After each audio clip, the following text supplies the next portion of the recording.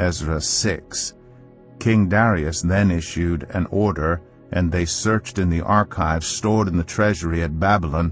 A scroll was found in the citadel of Ecbatana in the province of Media, and this was written on it. Memorandum: in the first year of King Cyrus, the king issued a decree concerning the temple of God in Jerusalem.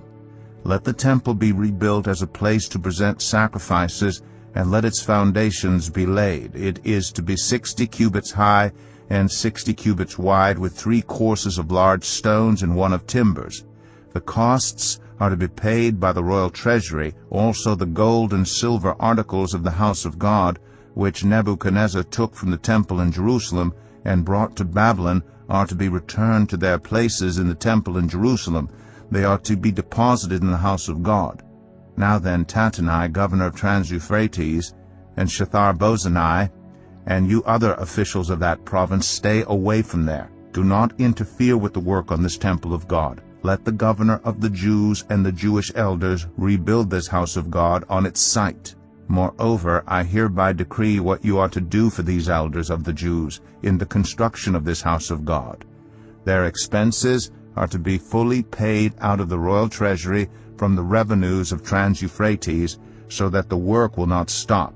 Whatever is needed, young bulls, rams, male lambs for burnt offerings to the God of heaven, and wheat, salt, wine, and olive oil, as requested by the priests in Jerusalem, must be given them daily without fail, so that they may offer sacrifices pleasing to the God of heaven, and pray for the well-being of the king and his sons.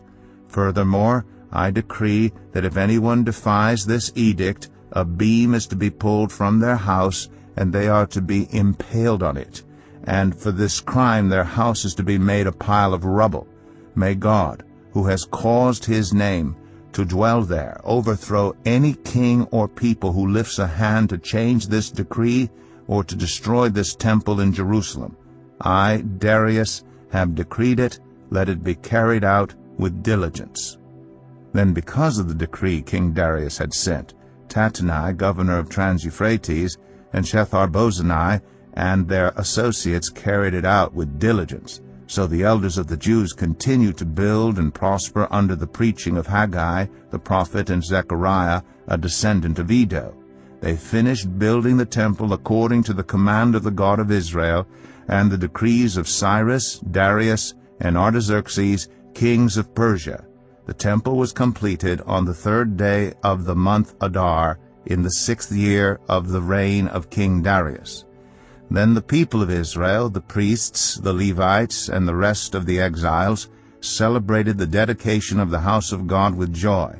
For the dedication of this house of God, they offered 100 bulls, 200 rams, 400 male lambs, and as a sin offering for all Israel, 12 male goats, 1 for each of the tribes of Israel. And they installed the priests in their divisions and the Levites in their groups for the service of God at Jerusalem, according to what is written in the book of Moses. On the 14th day of the 1st month, the exiles celebrated the Passover. The priests and Levites had purified themselves and were all ceremonially clean. The Levites slaughtered the Passover lamb for all the exiles, for their relatives, the priests, and for themselves. So the Israelites who had returned from the exile ate it, together with all who had separated themselves from the unclean practices of their Gentile neighbors, in order to seek the Lord, the God of Israel. For 7 days they celebrated with joy the festival of unleavened bread, because the Lord had filled them with joy by changing the attitude of the king of Assyria, so that he assisted them in the work on the house of God, the God of Israel.